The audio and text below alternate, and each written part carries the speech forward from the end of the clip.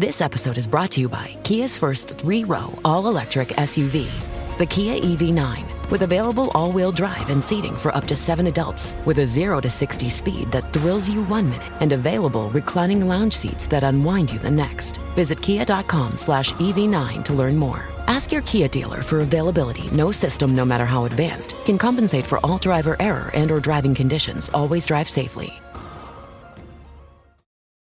I'm Mo Rocca, and I'm excited to announce Season 4 of my podcast, Mobituaries. I've got a whole new bunch of stories to share with you about the most fascinating people and things who are no longer with us. From famous figures who died on the very same day, to the things I wish would die, like buffets. All that and much more. Listen to Mobituaries with Mo Rocca wherever you get your podcasts. Shut the fuck up for a second, all right? Let me just get this out, right? A lot of people seem to be surprised we didn't have a Christmas pod for the Patreons this year. I mean, we kind of did. That's what Jingle All the Way 2 was, right? It's true. Yes, and if you missed that, that is something we did on playback, which you only get if you're a patreon.com/countthedings member. Hey guys, it's the crew of Zach Harper, Amin Al Hassan, and Anthony Mays from Cinephobe. Merry Christmas. Just want to make sure we're in there. There was our cold open, and now, all right, now we're introduced. Well, it's Christmas time in Hollis, Queens. And so last year we actually did a Patreon exclusive holiday movie, 4 Christmases, with Vince Vaughn and that non-acting ass bitch. What's her name? That is Here we go. really unnecessary. Here we go. He remembers that. Good Lord, the misogyny. He remembers that. Reese Witherspoon? He doesn't remember her name, but he remembers that he hates her. Did she win an Oscar? I know she's been nominated for Oscars. She's won an Oscar, just like Helen Hunt. There it is. Just like Helen Hunt. Garbage. They're all garbage. I'm noticing It's Hollywood's infatuation with skinny blonde white women. They just like rubber stamp them. Like, okay, go ahead, be a star. She's pretty talented. Is she? Isn't she? Welcome to Cinephobe. 4 Christmases. Also stars Robert Duvall and Favreau, right? Favreau's in it as well. John Favreau is in it. Tim McGraw's in it.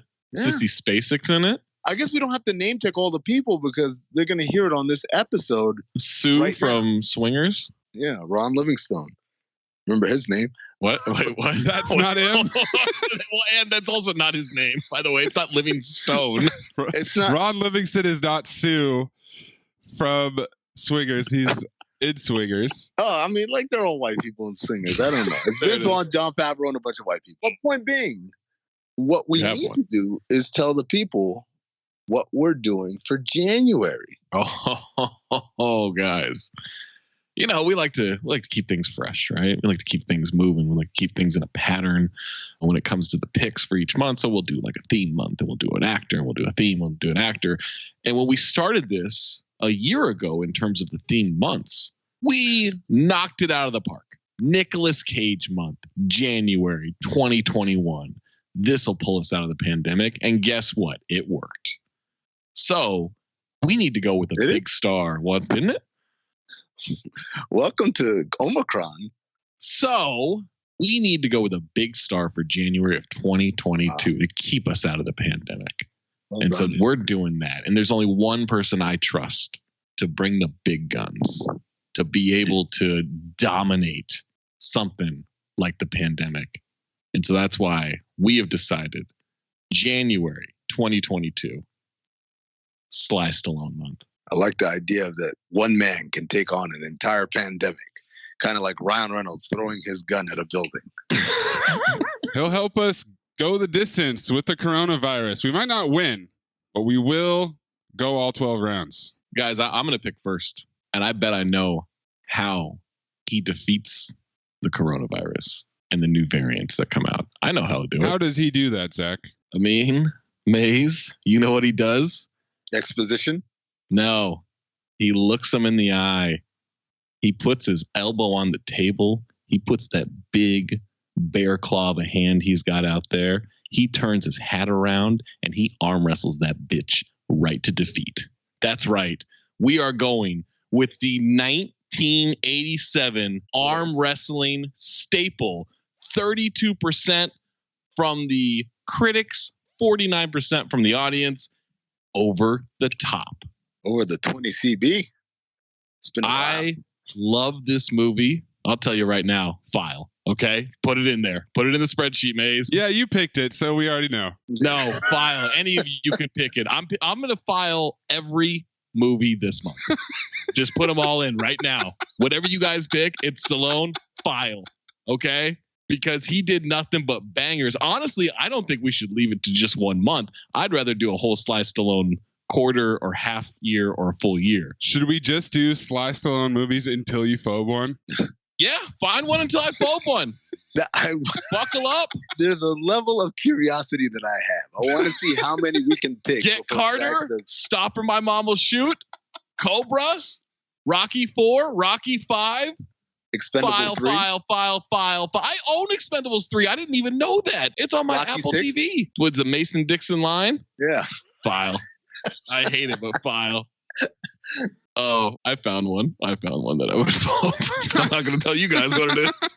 Oh, man. There's some real shit in here. There's 3. There's some, but you guys don't know which ones they are. This is like the most diabolical plan ever, but like a Bond villain. You have to find a Stallone movie. Find the Stallone movie, or the world ends.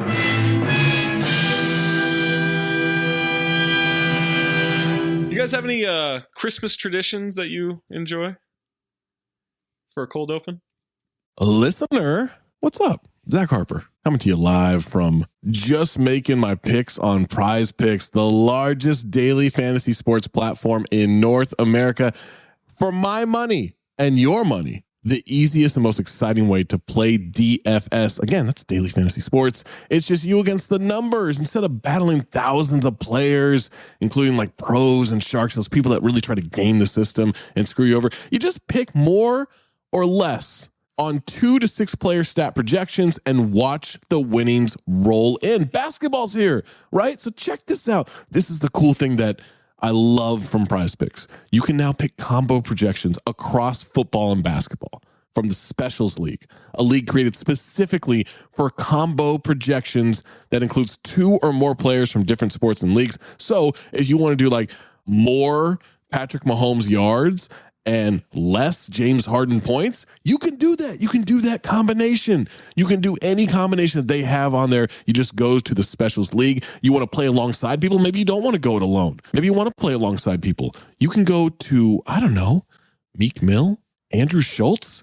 You find them in the community plays under the promos tab of the app to view entries from some of the biggest names in the Prize Picks community each week. And best of all, Prize Picks even offers a reboot policy so your entries stay in play even if one of your players gets injured. For football and basketball games, if you have the player who exits the game in the first half and does not return the second, that player is rebooted. Prize Picks, the only daily fantasy sports platform with an injury insurance policy. So I'll tell you what you do. You go to prizepicks.com/ding and use the promo code DING, D-I-N-G, for a first deposit match up to $100. Let me say that again for you. You go to prizepicks.com/ding. You use the code DING, D-I-N-G, for a first deposit match up to $100 from our friends at Prize Picks. Prize Picks, daily fantasy sports made easy.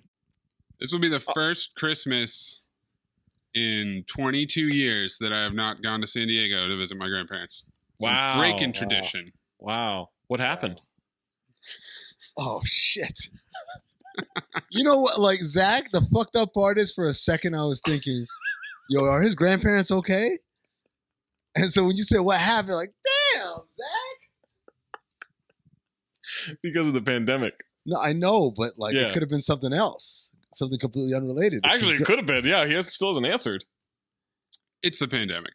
Okay, cool. Okay. Oh, all right, good. Well, that's a relief.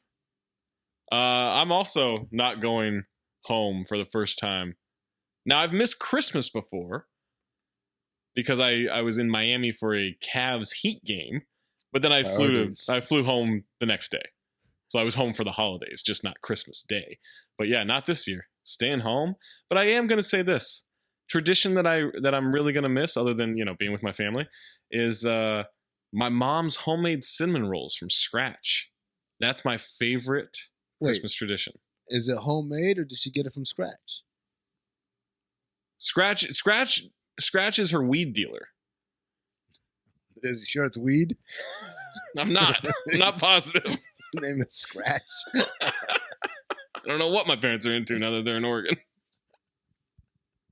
But yeah, those cinnamon rolls, man. Oh, that's what I'm gonna miss. I don't celebrate Christmas, so it's like this is kind of what? Oh yeah, like you guys, this is the greatest thing ever. You understand how awesome it is to not celebrate Christmas?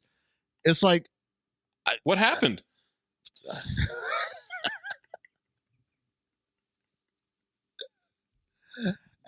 As a Muslim, don't believe in Christmas. And to be honest with you, I have many Muslim friends that'll do something. Some of them actually get the tree. Many of them will get gifts for other people. I look at it as this is a great opportunity to not have to do something and to have a legitimate excuse for once. As you guys may or may not know, I don't celebrate birthdays.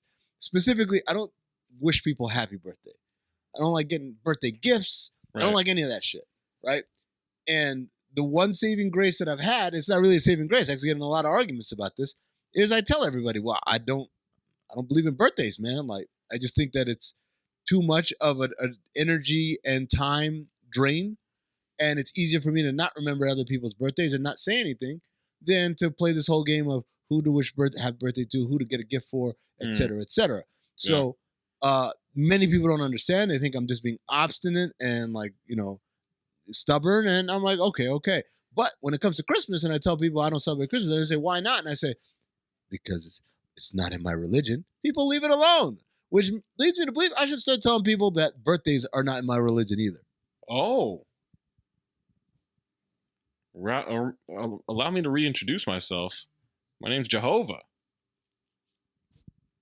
They don't do birthdays, right? To the T-ness. Now, is it them or Seventh-day Adventists? Might be both. Yeah, if you're oh man, this is a long cold open. It is. I was literally gonna make a call to action for all our listeners who might be Jehovah's Witnesses and or Seventh-day Adventists. And let us know in the comment box below. I could not imagine spending 3 hours on something that I didn't like after 10 minutes. You don't like it. You are a weird individual to keep watching. What are you, nuts? You dedicated a week of your life to dislike something? Get a hobby, knit something, go for a walk.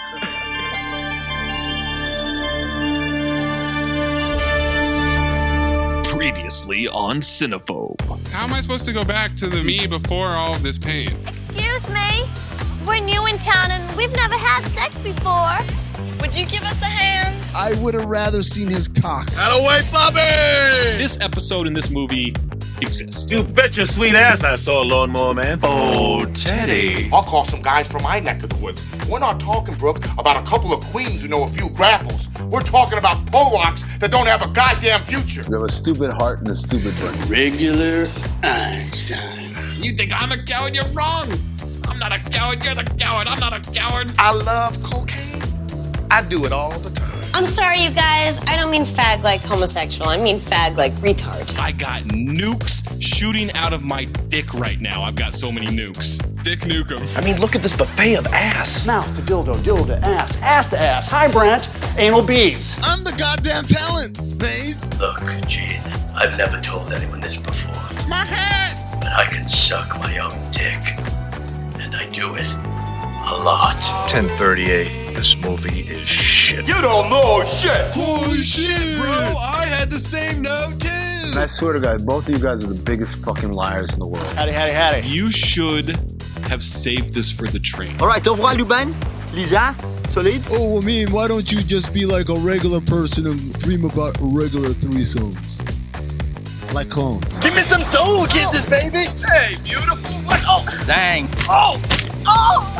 My nose. I can't indulge this comparison to a person that may or may not know in a movie that has nothing to do with this podcast. That's some 20th century shit, bitch. We will tangle ass. Say hi to your mother for me. And you will lose. What's the end game? Okay, now everyone's dead. What is fucking Spence from Ballers? Who cares what the end game is?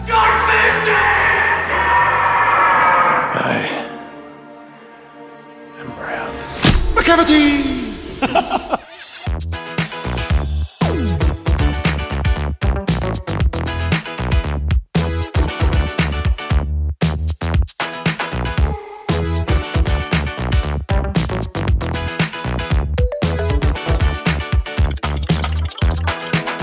Welcome to Cinephobe. This is the podcast where we break down the movies you're afraid to admit you love. I'm Zach Harper. That's Amin El-Hassan. That's Anthony Mays. If you have a submission, reminder, it needs to be 40% or lower on Rotten Tomatoes for the audience or the critic score. You, as a Patreon subscriber, are getting this holiday version, even though Amin doesn't celebrate it, exclusive for your patronage to the Patreon, patreon.com/countthedings. If you are happy with your subscription, thanks. If you're not happy, keep subscribing. You'll get more stuff like this. You probably just heard our Golden Dumpster Awards. You messed that all up. What? You're supposed to, if you're happy with your subscription, tell a friend to get one and share in that joy. If you're not happy with a subscription, tell someone you don't like to get it. That way you dupe them into spending some money. And that'll be the worst trick you can play on them. Trust me. All right, just edit that in. See, that way, either way, we get more subscriptions. Yeah. I was going to say, you check out the Golden Dumpster remix where we did what we had the first 25 episodes before we did a Golden Dumpster all the way to Gotti. Yep. The show has been evolving, and I know we've got a lot more new listeners coming over the last couple of months or so. Right. First of all, welcome. Took you long enough. But second of all, if you've kind of been listening throughout, you'll have noticed the evolution. There are things that we do that we then do again and then become recurring bits and then eventually become the structure of the show. Everything from You Picked It, Motherfucker, to the Owen Wilson wows, to We Built This City on CGI, to, of course, the Golden Dumpster. These are all things that were introduced kind of within the flow of the show. If you listen to the first few episodes, we didn't have any of those things. I know, because I've been listening to the first few episodes. And guys, and can I boy, say, are they they're rough. God awful. They're really bad. How did you guys keep listening? They're really bad. My favorite is I've discovered the introduction of the Maze soundbite from the movie, which, again, wasn't something that we always did. But over time, Maze started doing that and really bringing color and life to these episodes. But the first one he does it in, Maze still hadn't mastered it the way he has now. So it's literally, it'd be me or Zach describing the scene for like a good 5 minutes, and then Maze will clip the scene in after our description, rather than just replacing our description with the actual scene. So for those keeping track at home, Amin's religion does not believe in Christmas or birthdays, but he does believe in evolution. That's true. There you have That's true. it. He does. So make sure you check that out. We also have another surprise for you. What? Evolution. Future Cinephobe. Oh, file. We have another surprise coming, I think, around New Year's Day, right? Is that where we got another Patreon exclusive episode in which I'll just say this: we play a game. Oh, shall we play a game? I do not remember how it went, but I remember. No, I don't think that's true. And I remember, I think it was a struggle for both of us. So if you want to listen to us struggle about our own podcast, we do have that coming out pretty soon. I will say this: I think we would do better if we did this now. I don't. Okay. I really don't. You guys had a lot of hope at that time as well. For this holiday, yeah, I was real confident going into it, and woo, it didn't work. Or did it? Listen to find out. For this Patreon exclusive holiday episode, we watched the 2008 comedy drama romance Four Christmases. Oh, you got a romance in there too. I just had comedy drama or dramedy. Okay, yeah. Dramedy, yeah. Four Christmases. Stars Is it a Vince drama? Vaughn. Isn't it? Welcome to Cinephobe, but I gotta. There's some drama. I think it's really a rom-com. I never felt any real part of drama in this. Drom-com? I don't know. I think, no, there's some drama. What's the drama? Well, there's drama in every rom-com, I guess. Yeah, that's my point. It wasn't anything that rose above the level of standard rom-com. Right. Yeah. I think we call it a drom-com from now on. I don't know. Four Christmases stars Vince Vaughn and Reese Witherspoon. This is Vince's second straight Christmas movie since Fred Claus was his last movie in 2007. Leading up to this, he had Couples Retreat coming out in 2009. Reese was coming off of Rendition in 2007. She had Monsters vs. Aliens in 2009. Oh man, I forgot she was in that. Oh wait, no. Monsters vs. Aliens is the animated one. You thought about Cowboys? Cowboys. Oh, you thought Cowboys? Aliens. She's Future not. Cinephobe. No, that's Olivia Wilde. There's Olivia Munn. One of the Olivias. It's some Olivia. This is a banger of a cast. Robert Duvall is in it. He was coming off of We Own the Night in 2007, and he had the Godfather 2 video game in 2009. How was that? I don't know. I don't know. I have nothing for you. No, I said okay. All right. Sissy Spacek, who had been in Hot Rod in 2007. Repeat offender. Yeah. And she was going to be in Get Low in 2009. I don't think that's the Little John video. John Voight, coming off of National Treasure, Book of Secrets in 2007, and he was on a season of 24 in 2009. John Favreau, who had The Breakup in 2006. He'd have Iron Man also in 2008, and I Love You Man in 2009. Whoa. Mary Steenburgen from Step Brothers in 2008. Yeah. Dwight Yoakam, who was in Crank in 2006 and Crank 2 High Voltage in 2009. Which one is Dwight Yoakam? He's the guy He's from Pastor the Phil. Opening scene of Wedding Crashers. Yes. Yeah. He's the one getting the divorce. And he's a country music star. Let's see. What else? Oh, wait. The pastor was Dwight Yoakam? Yeah. Yep. That's Dwight Yoakam. I thought it was, you know what? Oh, man. I'll wait till that scene to tell you who I thought it was. Oh, boy. You thought it was the guy from Just Shoot Me? It'll make that sound a lot better. We also have Tim McGraw from The Blind Side in 2009. Another country music superstar. Kristen Chenoweth from Deck the Halls in 2006. Also a huge Oklahoma City Thunder fan. Yeah. Huge with them titties. And Katie Mixon from Eastbound and Down. April Big Cadence. Katie Mixon. Mixing it up, should I say. Also, repeat offenders Cedric Yarborough and Peter Billingsley. And Kevin from The Office. Four Christmases, directed by Seth Gordon. This was his first movie directing job. He also did Horrible Bosses. Really? Identity Thief, and Baywatch. A little up and down action. And so he made the King of Kong documentary. Have you guys ever seen that? No.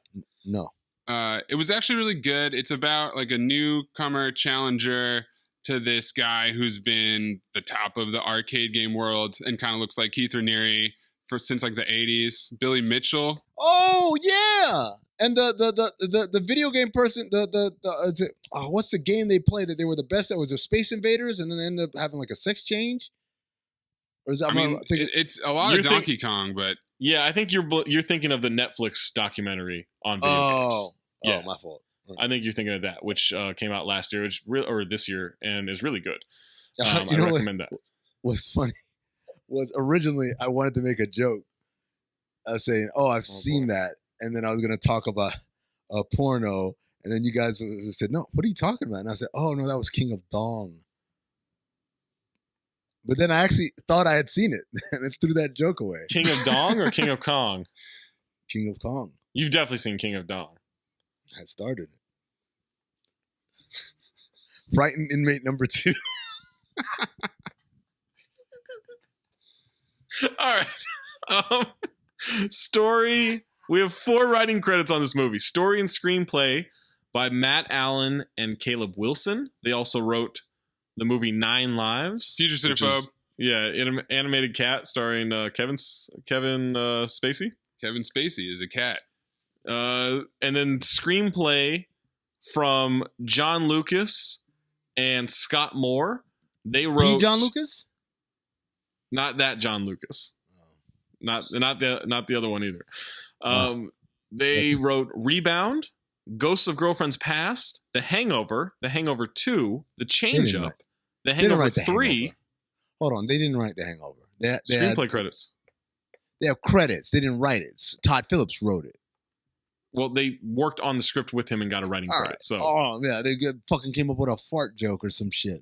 Bad Moms Office Christmas Party, A Bad Moms Christmas, and there's also pre-production on Bad Moms Moms.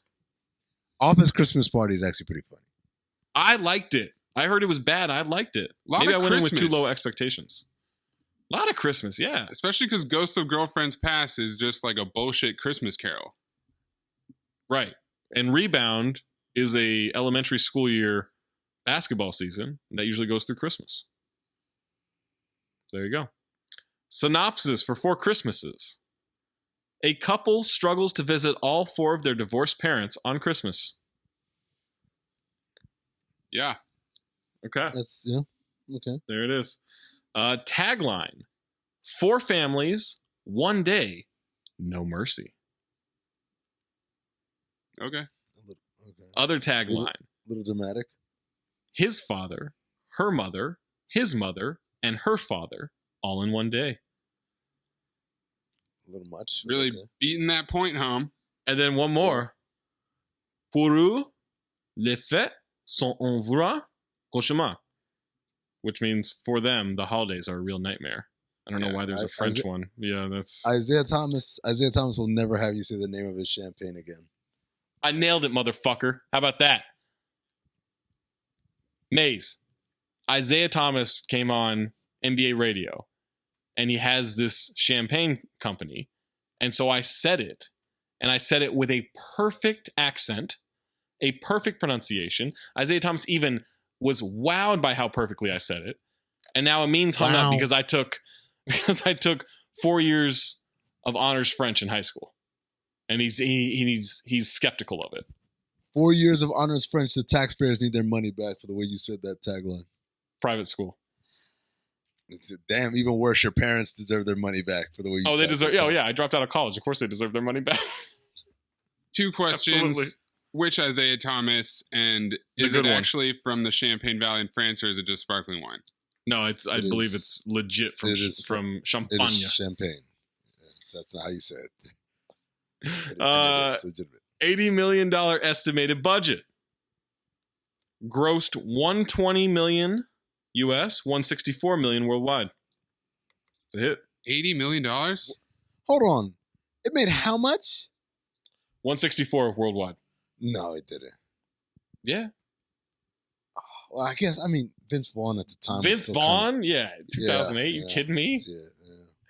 All right. Before we jump into the rest of this podcast, 4 Christmases is available on the AMC app if you're cool with commercials, or you can rent it. A lot of commercials. You can. Oh no! Actually, you know what? I don't know. I have DirecTV, and so I downloaded it from the on demand, and there were only like 3 commercial breaks, and each one had 1 commercial in it, and it was a commercial for other things on AMC. So okay, like if you got DirecTV, or I'm assuming any other kind of cable satellite provider, I believe the on demand version is limited in the commercial interruption. How is the budget of Fred Claus $37 million with all their terrible CGI, and the budget of this movie is $80 million? Reese has got to be like 15. Okay, right there. Bro, Reese is commanding money. So Reese and Vince Vaughn acting salaries. Yeah. Oh yeah. Duvall, come on, man. John Voight got a nice check. John Voight, yeah, absolutely. The CGI on the fog. That's true. That's a lot of fog. You got to make sure you nail that CGI, because you know how those people from San Francisco are. It's not the even fog that foggy. isn't accurate. We have beautiful weather, even though it sucks all the time. Yeah, actually, our weather is awesome, and you guys just don't know any better because you don't bundle up in the middle of June. I like seasons. No, you don't. At least they make movies in my city. Los Angeles, ever heard of it? I'm sorry. Are you claiming the boulevard now? I've been the boulevard. You don't respect the boulevard, Zach. I've walked the boulevard. Wait a second. 4 Christmases receives 25% from critics on 145 reviews and 47% from the audience on over 254,000 ratings. Would you like the positive or the negative Just want to reviews? point out that more people liked Four Christmases, then Money Train. That is It's crazy. I Yeah. mean, that's just insane. It's a weird comparison, but yeah, sure. Glass of eggnog half full, Zach. See what I did there? Ah. It's a special episode, folks. So give me the positives. Well, everybody's just thinking about the negative. Well, I think the glass is half full. Everybody thinks it's half empty. Sunny Bunch of Washington Times. Shut the fuck up. Although not a Yuletide classic, Four Christmases is better than most of the holiday-oriented slop put out in recent years. Oh, I guess you could say that was a sunny bunch of criticism there. Karina Montgomery of Cinerina. Oh, boy. Oh, atta girl. Atta girl, baby. There you go, Karina! Feels like they wanted to make 5 different holiday movies and couldn't decide which plot line was best, so they rolled them all together, glossing over everything. 4. Very clearly 4 plots. Also, that's not really a positive, is it? I know, yeah, I don't understand why that's in the pause, but okay. J.R. Jones of Chicago Reader. Oh, he's got an accent. Even though he's from Chicago, he's got an accent. He's This like is my more- man on the money plane. That's my man. Future callback. J.R. Crockett? Oh, that is a future callback, huh? Oh, yeah. Is it? Oh, wow. Isn't it? Welcome to Cinephobe. Wait, no.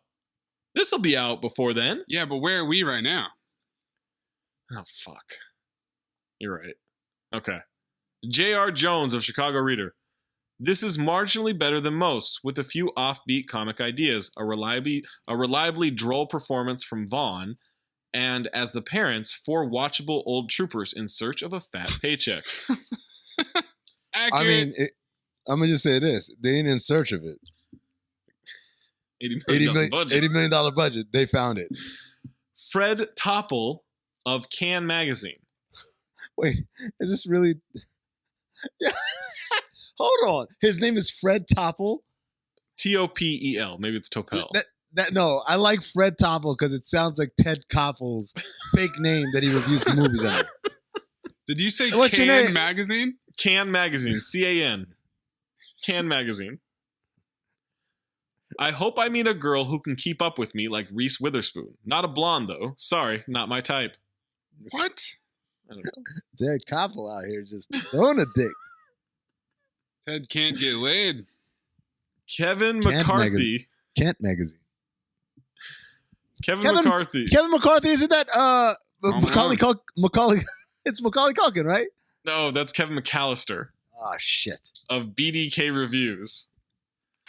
Even with the cliche and rushed ending, the flick survives on its clever dialogue that made me laugh out loud a dozen times. Isn't BDK the name of like a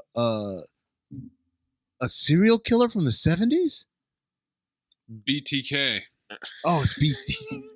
Well, you are on fire today. We're really accurate with our jokes. At least he had 12 laughs, like one for each of the days of Christmas. A.O. Scott of New York Times. Ayo! Four Christmases is Scott. refreshingly tart and lean, foregoing the usual schmaltz and syrup of the season. Schmaltz. It was relatively schmaltz-free for a holiday movie. I'll agree to that. Josh Hurst of Christianity Today. Oh, boy. Very This is funny. a positive? Very funny, very touching, and very real, and it's not too hard to believe that. Though it might not be remembered as a classic, it'll become a holiday favorite for many. Must have loved the megachurch scene. Had to Yeah. have. Because it looked like they were going to make fun of mega churches. When It she said did. it's a classy church, and then they didn't. Brandon Phibbs of BrandonPhibbs.com. Don't believe them. It certainly won't be your favorite present Really? under the tree this Christmas, but it should provide you just the diversion you're looking for. So nobody. Okay. All right. He ain't No, I lying. got it. I thought that one was Mace got it. that was a clever joke. It was, which is why I just allowed it to sit there instead of you needing to explain it. It was good. You didn't laugh, Zach. You didn't get the validation. Jeff Otto of ReelsChannel.com. That's Reels with a Z. Did he do it by himself? It's certainly better than Vaughn's stinker of last holiday season, Fred Claus. Goddamn but right. Still falls well short of the top tier of dysfunctional holiday movie classics. This guy's driving me crazy. Because of Otto from... I did 2 different Otto jokes. Yeah, two, yeah. And then finally, Frederick and Marianne Broussette of Spirituality and Practice. Yes. They're back. A hilarious comedy about the stress, the embarrassments, the squabbling, and the lessons learned on visits to our families during the holidays. Lies. All of it are lies. I don't think I've ever learned a lesson from a holiday. Or a movie. That's how that works. For that matter. Definitely not. All right, the negative reviews. At this point of time, my thought on critics not liking stuff is, then turn it off, you fucking weirdo. You have so many options. People who watch an entire project to hate on it, man, it is so weird to me. Allie Gray of theshiznit.co.uk. Mm-hmm. Oh. What do you got? No, I don't like these people. Okay. About as predictable as socks under the tree. It's pretty black and white to me. John J. Puccio of Movie Metropolis. How many Academy Award winners can a studio put in one cast and still turn out a bad movie? Holy cow, Batman. Shit. Wrong city. Superman. Got him. Superman. Evan Williams. Got him. Yeah. Evan Williams of The Australian. Okay, that's the name of a whiskey. Yes. It's the shitty Jack Daniels. Projectile baby vomiting is a recurring gag. I cried mistletoe well before the film was halfway through. Spoiler alert. What's your callback? Simon Abrams of New York Press. Four Christmases is the kind of film that you should only watch if you're trapped on an airline and can't fall asleep. The kind of holiday film that makes Jingle All the Way look like a cinematic tour de force. Future Cinephobe? Perhaps. Ben Lyons of At the Movies. Wait, is that our Ben Lyons? I believe it is. Oh, no way. Oh, the hilarity of hating your family at the holidays. That's it. That sounds like a positive review. It does, yeah. Guess what, guys? Through the magic of telephony, that's things that you do with your telephone, I have located the one and only Ben Lyons, who has written that review. It's our first live guest who was a critic of one of the movies that we've covered. Ben, how does it feel to be a trailblazer? Well, it feels great to get interrupted in an evening yoga session by the fire amidst a snowstorm here on the East Coast. And when I see Amin El Hassan's name post up on my phone, I think maybe James Harden in the Garden. But no, is to remind me of a review of a Reese Witherspoon, Vince Vaughn rom-com from 12 years ago. And guys, I got no idea which way I went on this. No clue. Really? Wow. Really? Well, all right. Do you think, let's just guess. Do you think it was a positive or a negative review in the eyes of Rotten Tomatoes? Well, I'm a big Mary Steenburgen fan, so some tells me I might have leaned into that bias. One time, Robert Duvall was a real jerk to my father, so I might have leaned into that bias. Reese Witherspoon, 08, having a moment, fresh off of Walk the Line in the Legally Blonde franchise. I'm working at the E! Channel at the time. Sensitive relationship. Might have gone a little in on Four Christmases to appease that, guys. I don't know. I'm thinking that I did stand up for Christmas, though. I'm a big Christmas guy, so I defend Christmas wholeheartedly. So I hope I went in there and crushed that movie. Negative review. Yes, sticking to my morals. Look at that. Can't be corrupted by the big media machine, despite what they say. And the snippet that they have out there is, quote, "Oh, the hilarity of hating your family at the holidays," end quote. That's what I'm saying, guys. Family, a time more than ever now, but especially back in 08. To come together during the holidays, no matter what you believe in, what you practice, who you pray to. It's about family. So why are we going to the movie theater to laugh at our family's inadequacies? I'm over Four Christmases. Exactly. Obama had just been elected. We were in a good place. We didn't need that. I've got I've got another quote from Ben Lyons on Four Christmases. Oh. Says, quote, "You say I'm expecting too much from this film. It's got 5 Oscar winners. Jon Voight, Robert Duvall, Mary Steenburgen, Reese Witherspoon. It's another one. It's one after another here. I'm not saying it's going to win an Oscar, but I just want a good romantic comedy, and this isn't that." There you go. Hey, that's a reasonable expectation. Look, nobody thinks the Knicks are going to be an 8 seed, but with a young core that closed out the preseason against the Cavs last night, there's something to get excited about. Look, Ben, I got 5 Oscar winners. I should be excited about this. It's not an airplane movie. I'm going to tell you for real. I watched that game this morning as I was waiting to do radio on NBA radio, and I became so angry that this thing was not only televised, but it was re-televised. That this is what they call basketball. The playoffs in December is a weird feeling, guys. That's what it felt like. Playoff atmosphere at the Garden. Had there been fans in the stand, they would have gotten promotional towels yesterday, sponsored by Chase. But I digress. As we return to Four Christmases, 5 Oscar winners. Give me something of substance, not just, something you might watch on United changing planes in Chicago. Wow. I'm glad I stood up for that. Guys, got to be honest, saw the bat phone from Amin. No idea which way I went on that. Well, did you know that Kevin Love got traded to the Knicks? Stop playing with me. Are you kidding me? What?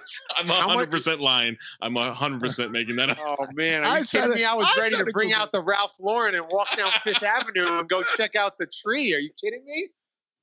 Ooh. That's my second okie doke of the episode. I also made Amin think that our producer, Anthony Mays' grandparents had died for some reason. So at least you didn't send him to hell. That feels more in line with Four Christmases, guys. It does. You're making fun of family members' life expectancies. Toying with my emotions on having Kevin Love and his cheekbones at the Garden is one thing, but come on, guys. Kevin Love and his cheekbones. No, he's got great cheekbones. Are you kidding me?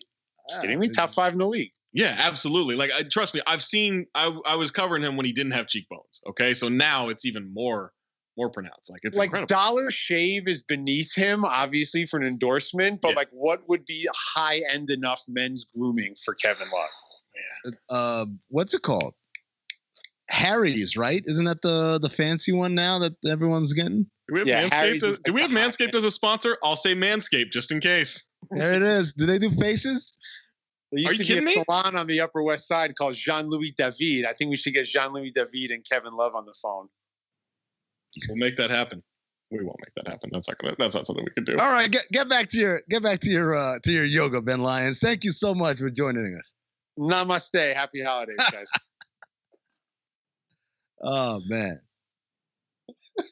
That was great. Oh my God. Awesome. Guys, I have no idea which way. I genuinely had no idea which way I was going. You couldn't tell me anything. So you've been like, oh, Lions thinks Vince Vaughn's hilarious because they were just in Bora Bora together. That tracks because Amin does not remember a single thing that we have done on this podcast, and we've done like 65 episodes at this point.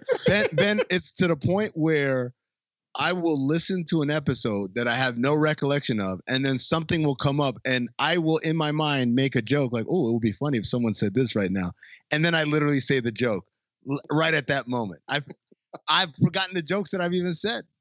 Do you guys remember, I'll let you run quickly, but you guys remember the show The State on MTV with like Michael Ian Black? Yeah, absolutely. Yeah, I mean, they hate those guys, though. They hate David Wayne, Michael Ian Black. Right, but you remember the show, right? Joe Latrulio, Michael Ian Black. Yeah, they hate all those guys. No, we don't. My father is in the pilot for that, doing a cameo as himself, reviewing a movie, like Crashing a Date or something. And we were like, yo, Dad, you were in the pilot for The State. How did that happen? He's like, I never did that. I don't know what you're talking about. I showed him the clip, and he was like, I never did that. What? Like, what are you talking about? You never did it. Still denies doing it. I showed him the clip. That's next level. No memory. No memory of doing it. I have no memory of doing it. Wow. So you do it old enough, you start forgetting shit. That's why I forgot. I had no idea which way I was going on that movie. So I'm glad I crushed it. That made me happy, guys. Thank you. You nailed it. I appreciate it. Best of luck on the pod. Keep doing your thing, and I'll talk to you soon, all right? Thanks, Ben.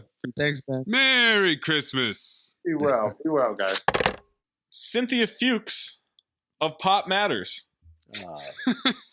And I want to let everyone know, this is not my word. These are her words. Okay. Even apart from the retarded and retread contrivances that provide context for their argument, Four Christmases is intensely disturbing in its class politics.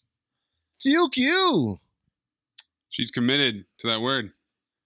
Tim Brayton of Antagony and Ecstasy. Antagony and ecstasy live together in perfect harmony. Vaughn and Witherspoon are plainly uncomfortable in their roles. Two of the flattest performances of any romantic comedy of recent vintage. I want that person and that publication to be a recurring one, if possible. All right, I'll see what I can do. Yeah. Luis Keller of Urban Cinephile. Oh, don't hurt him. A top cast just manages to keep Four Holidays afloat, but the script offers too few laughs and slapstick turns to schmaltz before we've had enough Christmas cheer. Oh, the return of That's schmaltz. Right. That's right, though. I want you to know, this person got the name of the movie wrong. Called it Four Holidays. Nice. Maybe it was in England. Maybe. Father Holiday. Helen It's called O'Hara. Santa Claus, you dumb bitches. 20th century, bitch. What fake argument did you just have? Helen O'Hara of Empire Magazine. Witherspoon works hard to convince us otherwise, but this is a miscast mess. Definitely a turkey rather than a Christmas pudding. O'Hara, no. Two more. Peter Subzinski of eFilmCritic.com. If you liked McCain Palin 2008, you'll love Four Christmases. Topical. Also, not a very direct criticism from No. Subzinski. Mm. And then Kyle Smith of the New York Post. The difference between the average unfunny comedy and this one is the difference between Grandpa telling you knock-knock jokes and Grandpa telling you knock-knock jokes with his bathrobe open as his hand creeps up your thigh. What? I don't know. I don't know. Grandpa do to you, sir? Now, what if Ben had written that one? Oh, man, that would have been a great guest spot. All right, Amin, what is your first note? My first note, approximately an hour after we started recording this podcast, is, this one's easy. And this might be very controversial.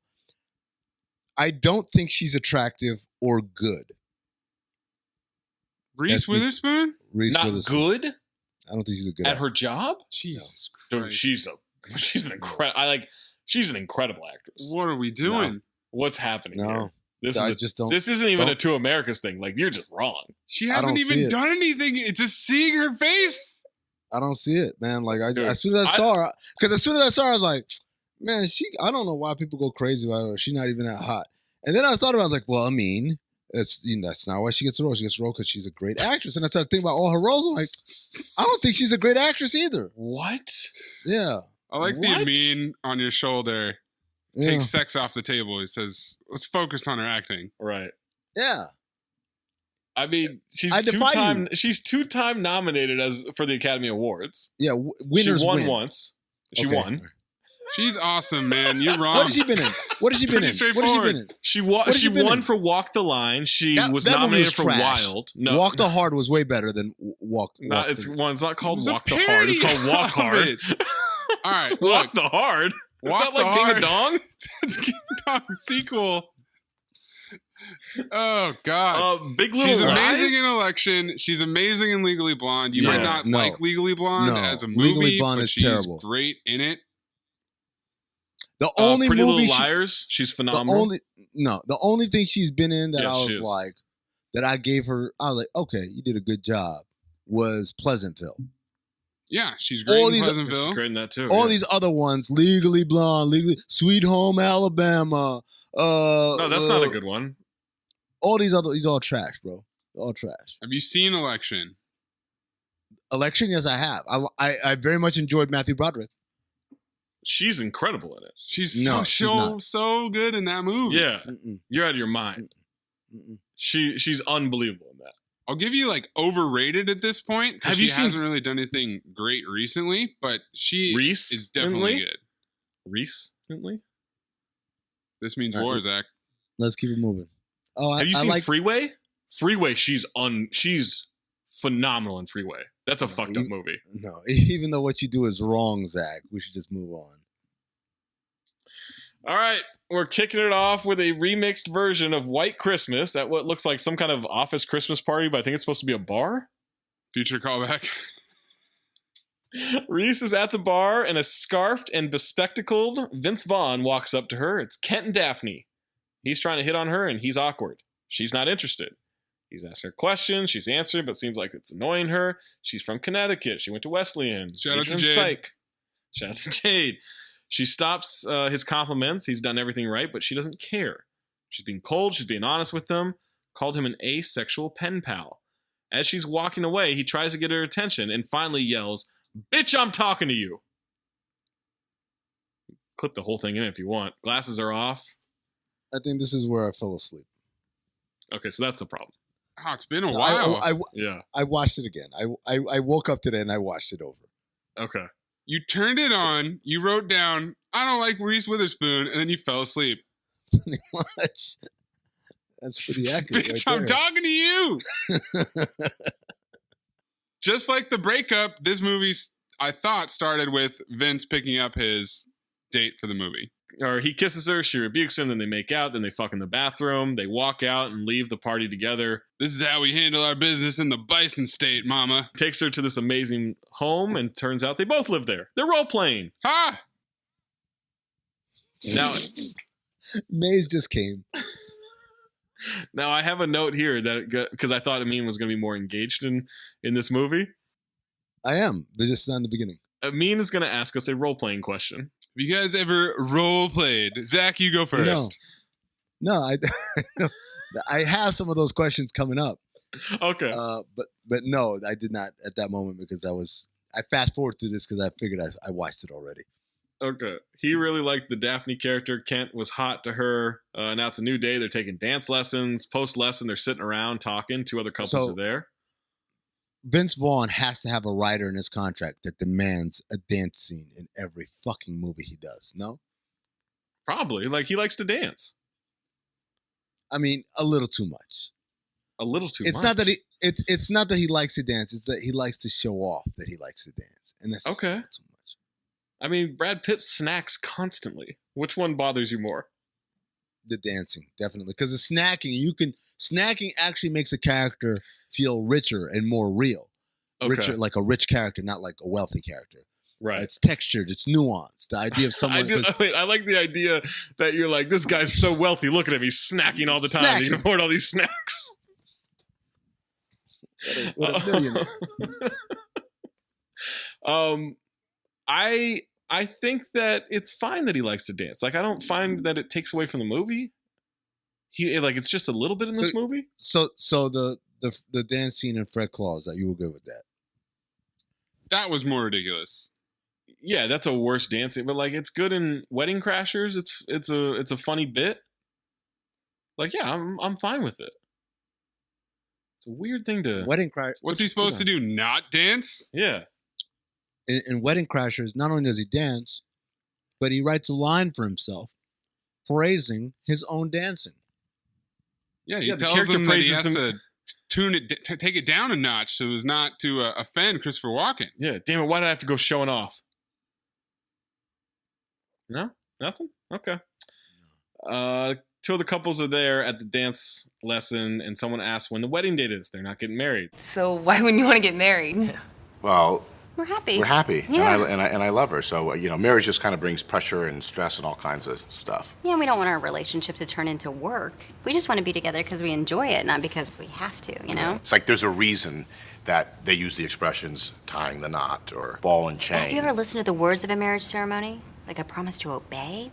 Or till death do us part? I mean, I'd rather be like stuck on an island with some weird millionaire hunting me, trying to kill me, and me trying to escape than to be involved in something with those kind of slogans, because that's like a time bomb waiting to explode.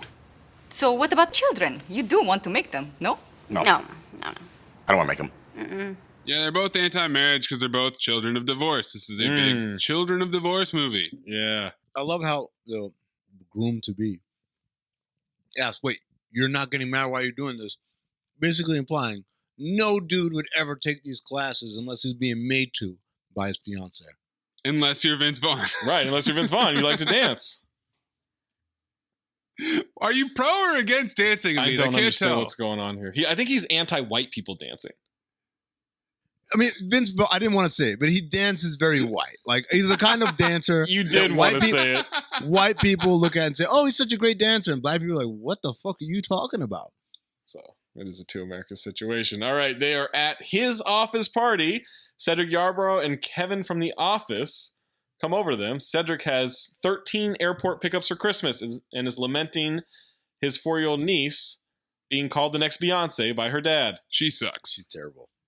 Kevin will be in Albany with cats and cots. Nice. Tropical Albany, I should say. He Tropical mentions. Albany. Well, yeah, they're going to Fiji.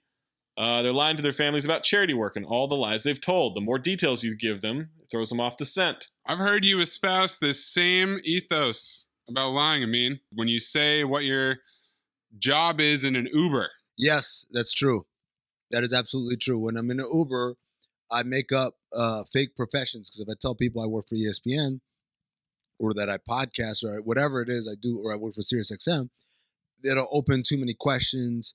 I don't want a conversation, so I want to make my life as boring as possible. So I create very intricate lies that involve me doing very, I would call mundane type of jobs.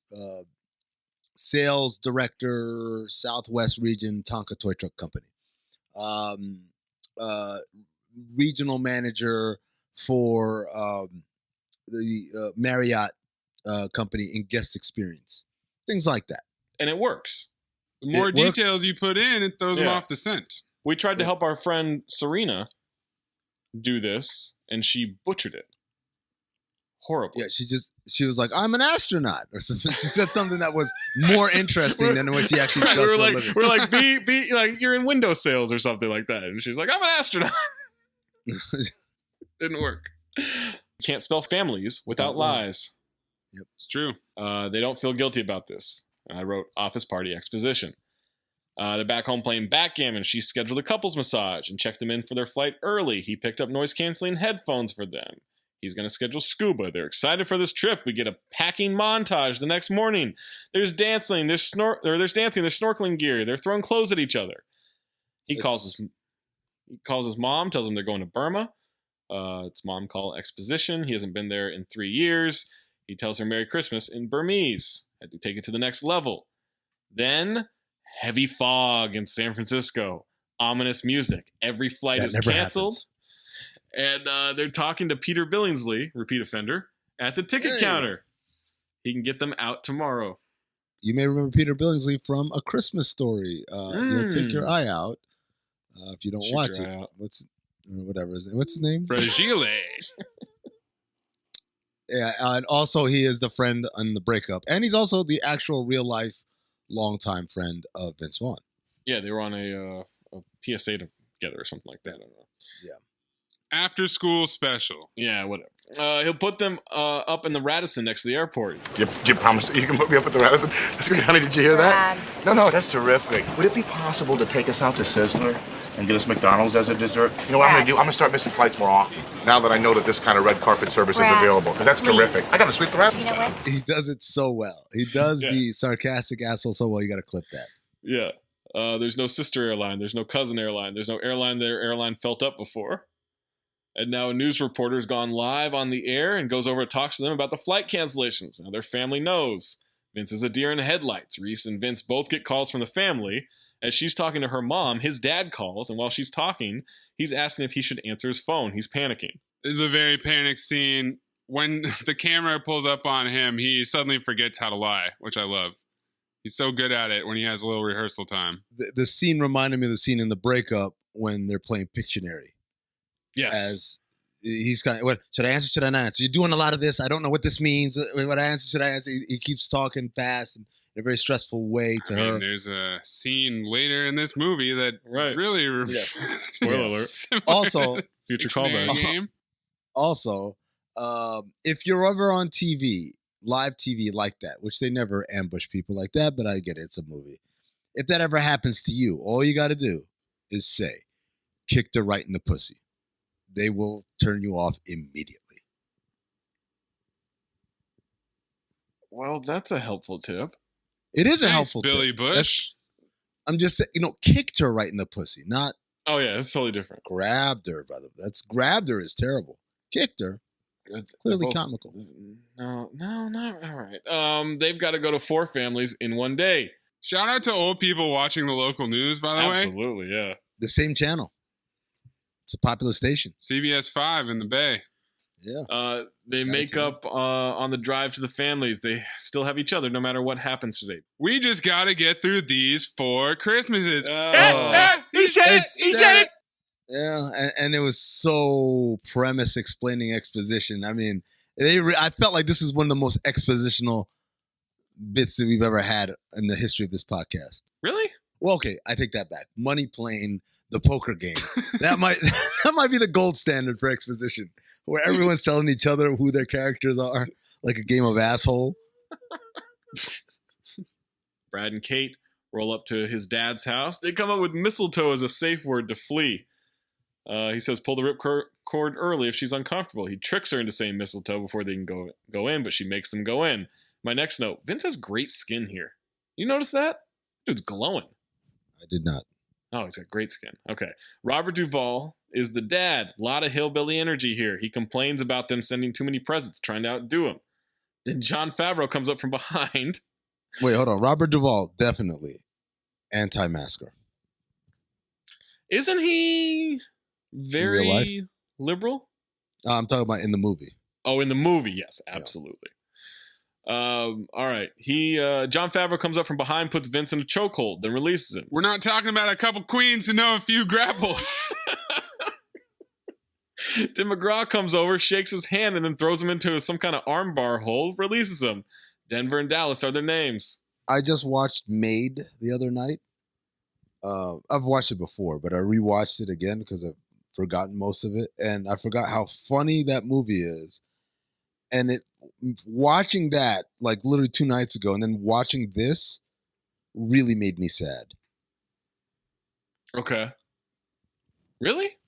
Yeah, man, because you looked at these guys I looked at them like, look at them, they're young, they're hungry, they don't have a whole lot of money or success. They've had a little bit of modest success to start their Hollywood careers now. So they got this movie made, 5 years or so after Swingers. He said it. Well done. I didn't even mean that. And you see like the exploding creativity just coming right off the screen.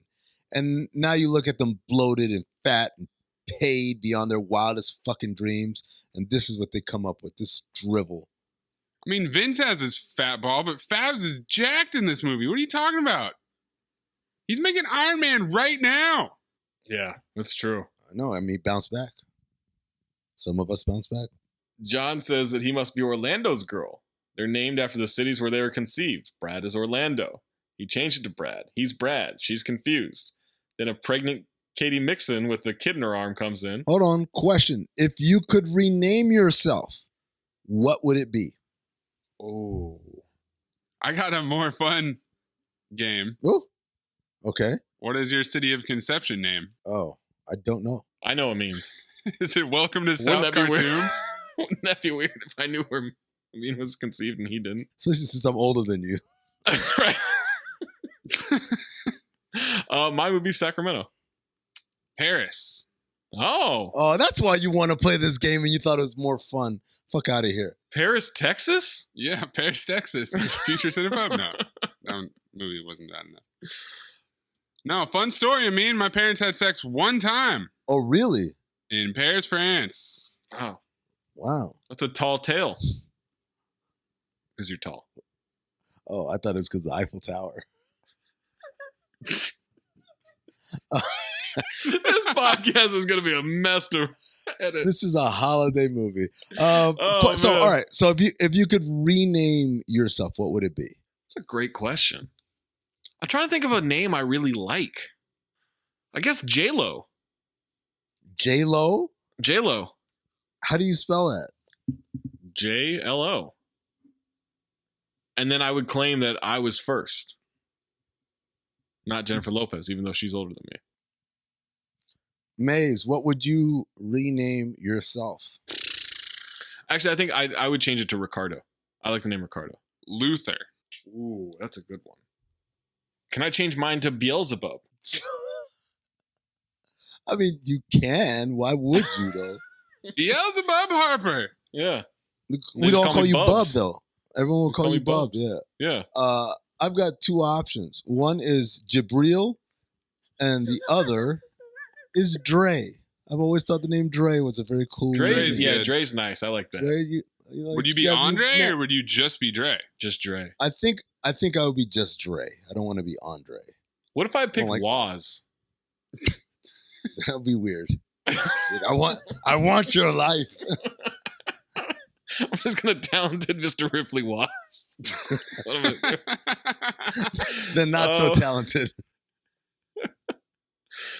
Pregnant Katie Mixon with a kid in her arm comes in and offers up hors d'oeuvres. I had the biggest crush on her when she was Eastbound and Down. Absolute. Holy shit. Yeah. She was such a smoke show. They have beer mosas in the back too. She gives canned cheese on a cracker. Denver palm strikes Brad in the stomach, then puts him in another submission hold. He's humping his face during this hold. I haven't seen that move in a while. He releases him after a lot of screaming, then drops $1 on him. Tim is just in the background yelling, "Pump it harder!"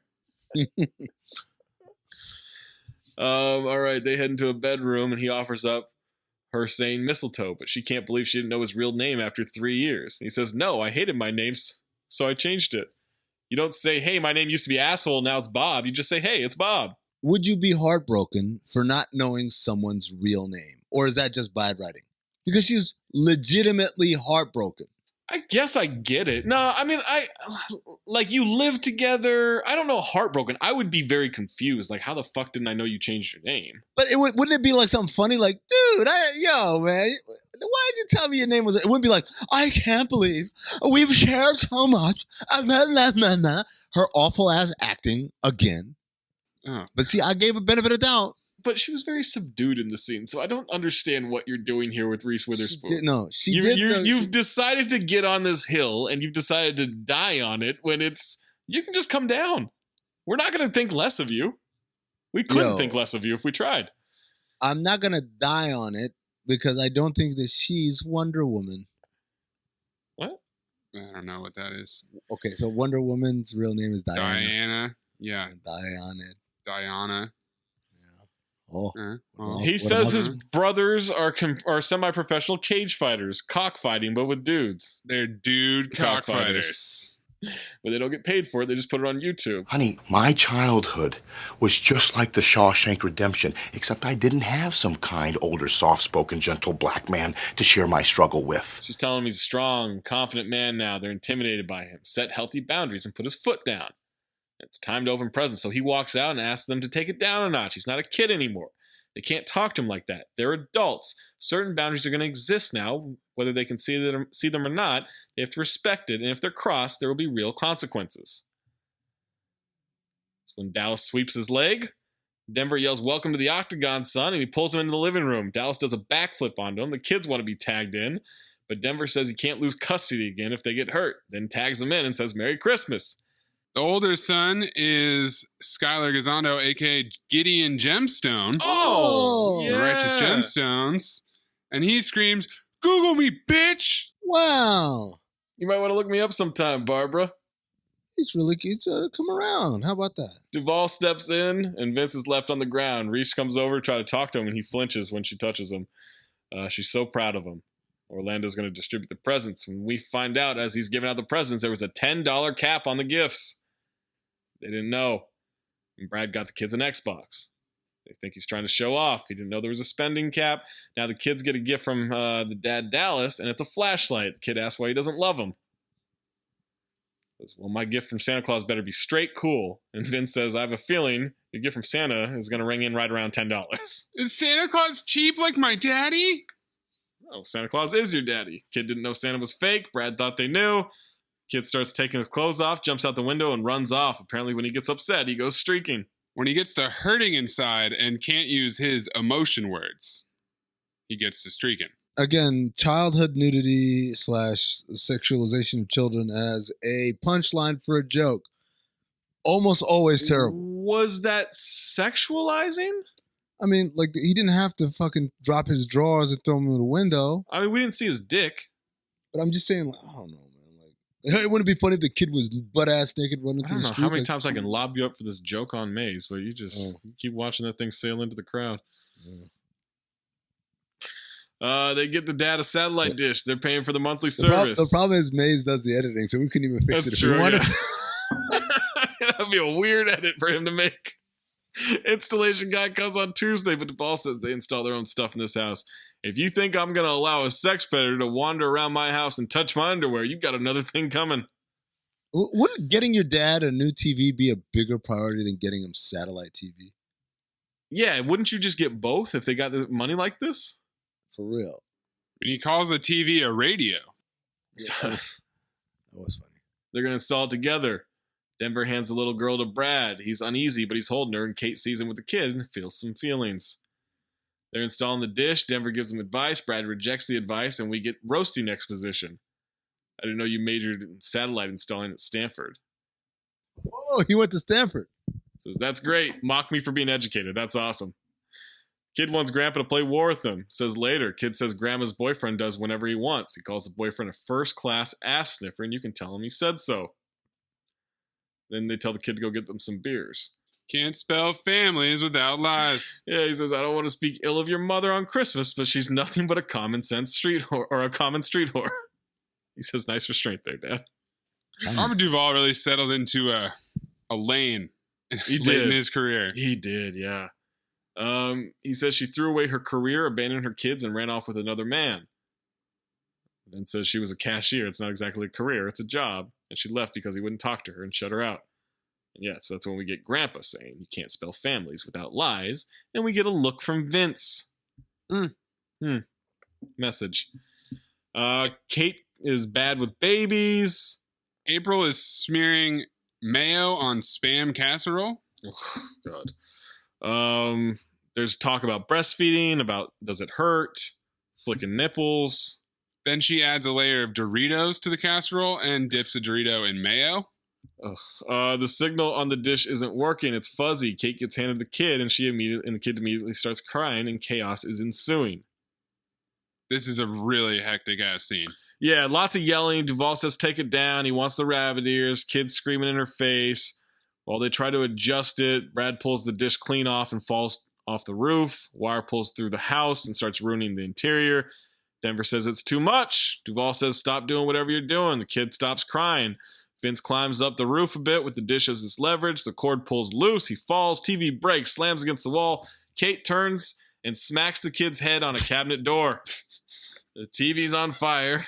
The mom wants the baby back. Vince is on the ground. He says, mistletoe. Mistletoe. That whole scene with the TV being swung around the room and all that, I felt like, you know, the Family Guy episode where Peter goes to see Paul Reiser do stand-up? And every joke that Paul Reiser does, Peter just sits there and, like, explains it. And what's the deal with Starbucks? Everyone's got a cup in their hand. Coffee's really popular. A lot of people drink it. And what's the deal with airline food? Who makes this stuff? That's not nice. You know, the chefs that make that, they work really hard. And who can explain such and such to me? And say, not me, Paul. Maybe someone with time to fritter away, but not me. That's how I felt watching this whole thing. I was like, at first I was like, what kind of TV does that? And I'm like, TVs in bad movies do that.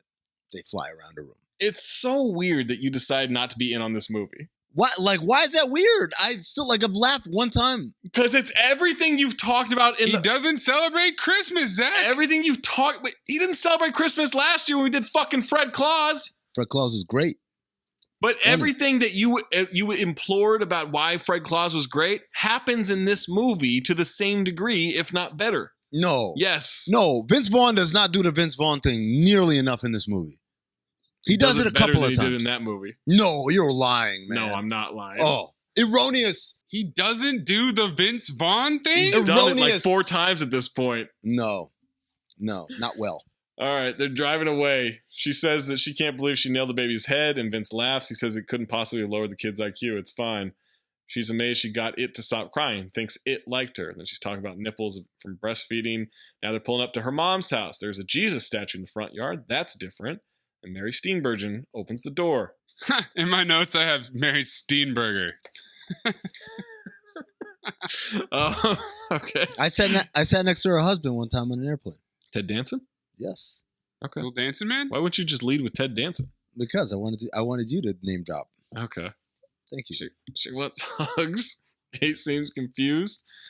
She calls him tall and firm like a giant oak. Then the aunts come over. They're marveling at him. Grandma's touching his belt. Is it just me, or is there a lot of sexual tension in this family towards him? Unbelievable amount. When they're driving up, she says, just a warning, this is like a cougar den. Oh, so she does warn of that, yeah, when they're in the car. Because when she hugs him, she says, "Oh shit, that felt good." I'm like, "What?" Calls him a big fat purple teddy bear. Chenoweth, aka Courtney, is her sister. She meets Brad. She shows her cleavage. Her husband's playing video games. Courtney claims that Kate is too cool for kids. All right, so the husband playing video games is the guy from King of Kong, and he's playing Donkey Kong. King Kong. So that's a weird little Easter egg for the director of the movie. And then Reese says that that's not the...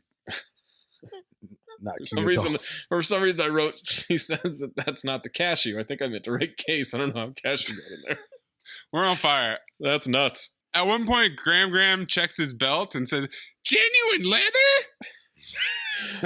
Her other kid is out in the jump with the other neighborhood kids. Did I call it a jump? I call it a bouncy house. I call it a bounce house too. They just refer to it as jump throughout the movie. Apparently Kate was trapped in one during the 5th grade. She never got over it. They tortured her for an hour in there. They did it because she was Cootie Kate. And he didn't know about any of this. It went on for 7 years, kindergarten through 6th grade.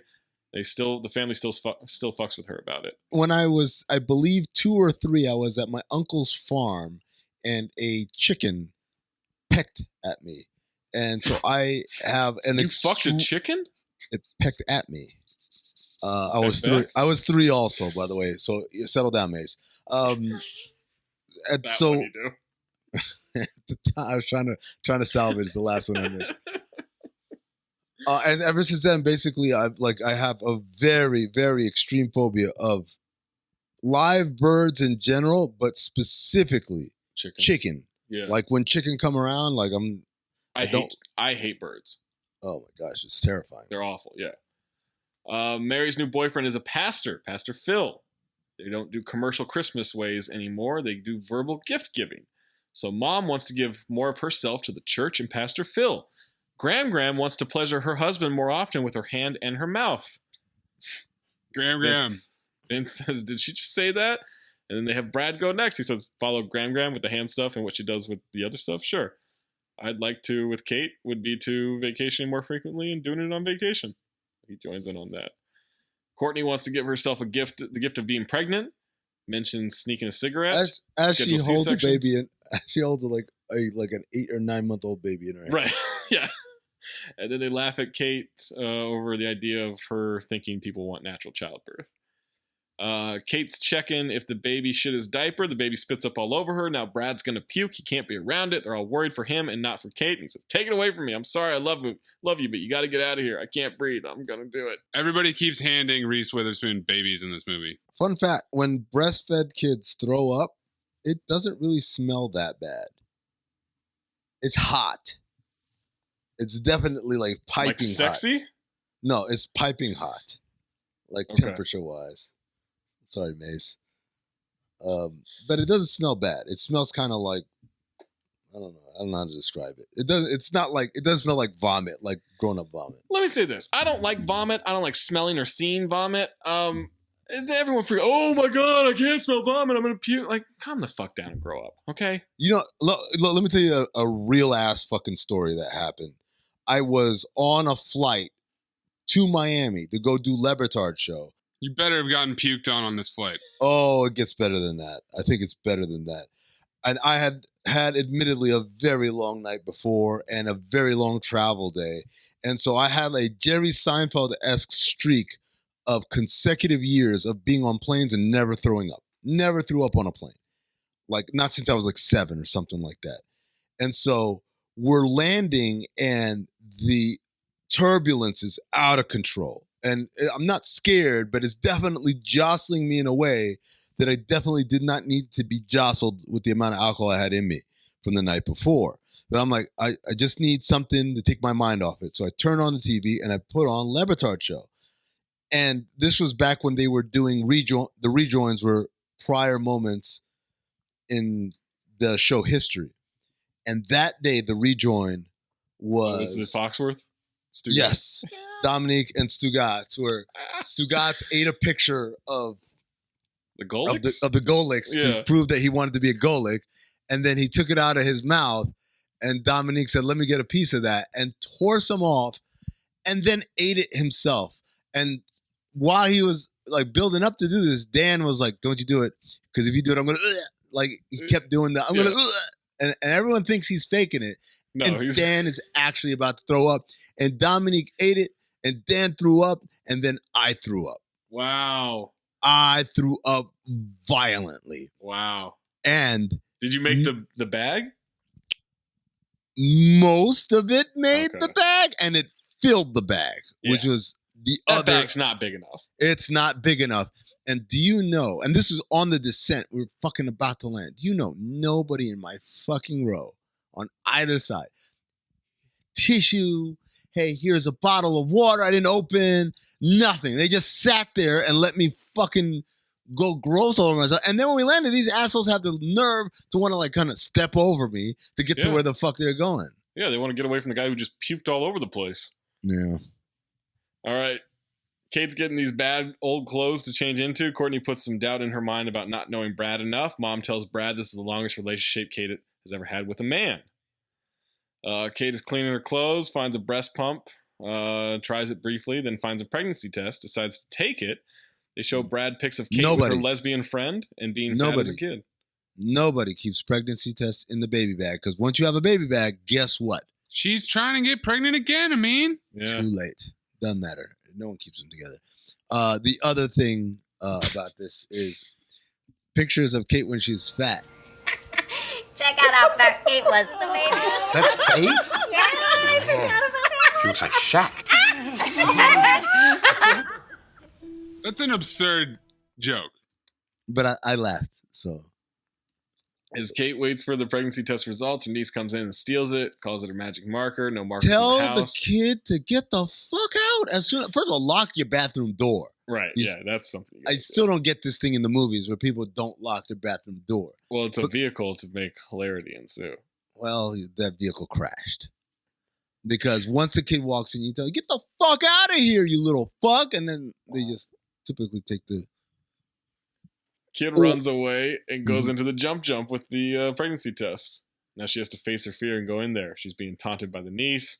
She gets in there and she's having PTSD. Then Brad finds out that Kate went to fat camp. Back into the bounce house, and they're playing keep away. They're all taunting her. They're terrorizing her again. They dogpile on her. These kids have great hands, by the way. They special teams somewhere. Yeah. She's screaming mistletoe as the kids terrorize her, and everyone thinks that she's playing with the kids in there. She gets jump kicked out of there, gets pissed off, storms back in, zips it up, and she starts wrecking these kids, throwing them all over the place. Niece climbs up the inside of the bounce house with the test in her mouth. I must ask, what is the end game for Cassie here? Where's she going? That's a great question. I thought she was climbing to unzip it. Maybe I was just... I thought she was just going to go off the top rope with the old elbow. That's what she was going to do. Reese says that she peed on it. Kid spits it into her hand. And she's out of there and looks at the results. That's how you end it from the beginning, dumbass. You just say, oh, okay. Don't say, oh, it's a magic marker. Say, yeah, your auntie just peed on that. That would have ended it immediately. I think the point was to get her back into the bounce house where she had been terrorized as a kid. Yeah. And now she overcomes her fear.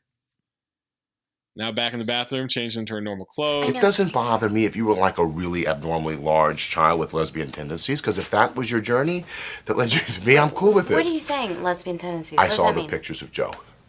What? Joe wasn't gay? Okay, honey, haircuts don't lie. Okay, what did you do with Joe? Like play baseball and ride motorcycles? No. We were just kids. She was really imaginative. We used to play games in her basement. She had this game called Suntan, and we pretend we were on the beach, and she'd take lotion, and she never wanted me to burn, so she would rub it. Okay, listen and look at me. You're a better kisser for it. That's a fucking great line. He says the shoe is on the other foot, and it's maybe not so funny, and she shouldn't have been shitty to him with the Orlando stuff. Hindsight is 2020. Kate needs to talk to her mom. She doesn't have time. Wants to get ready for Pastor Phil in the church. Now we're at church, and Jock Jams is playing. Rock and Roll Part 2. It's a classy mega church. Classy church is what she called it. Setting us up for, oh my God, this shit is about to be so funny, and like how he's gonna do. I thought we were getting set up for a Eastbound and Down level. You don't like this scene? This scene is great. I thought they were gonna mock the mega church because she said it's a classy church, and I was waiting for them to go really Eastbound and Down. Not Eastbound and Down. Excuse me. Righteous Gemstones. Righteous Gemstones with it, and they didn't go in that direction.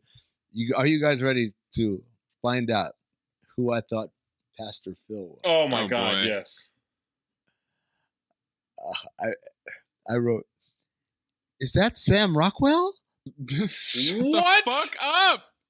I thought he had like a fake, you know what they call that shit? The horseshoe?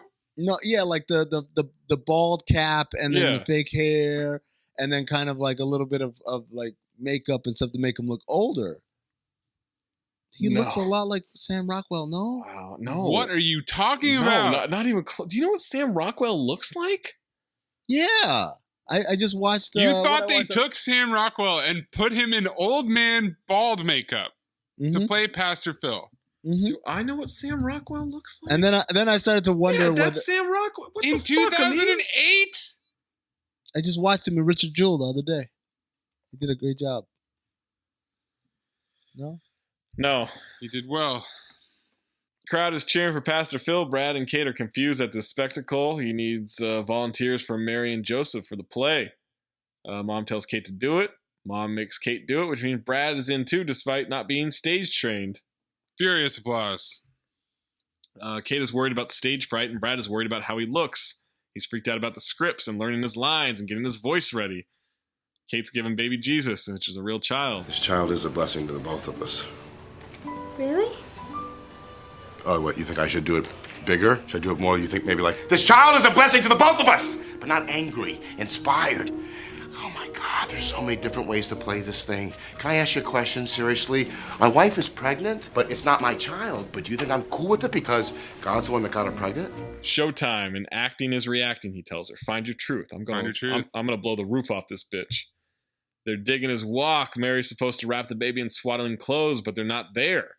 Brad has it on his belt. Pastor Phil keeps repeating the line.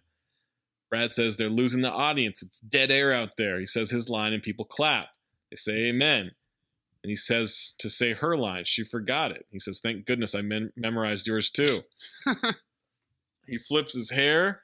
Great hair flip. He says, it would appear my wife is better at making babies than swaddling them. No? Yes? Yeah, even Vince as Brad, as Jesus, can't help but improvise. He's Joseph. As Joseph. Jesus is the baby. Who are we supposed to believe here? Maze or the Muslim guy? No, the Muslim guy's right. Thanks for acknowledging that. Zach cleaned that up real quick. Oh, no, Muslim guy's right. She sees he has the swaddle cloth on his belt. He says to swaddle him. Now the child's life is in jeopardy. He calls the Virgin Mary an unfit mother, which I thought was funny. He swaddles the kid, puts him in the manger, and I wrote, Brad is acting his ass off. He's acting his ass off. That's for sure. He kills it. He hits a pose. He starts swiveling his hips. Everyone goes wild. Crowd is his. And I, Joseph, shall swaddle this baby. And they're playing Silent Night, but like kind of like a rock version of Silent Night. He's clapping. He's being congratulated as he goes back into the crowd. He's vibing on it. And then his face when he's clapping and he's snapping to the music kills me. He's rocking out. And then at one point he like leans in there and goes, holy infant.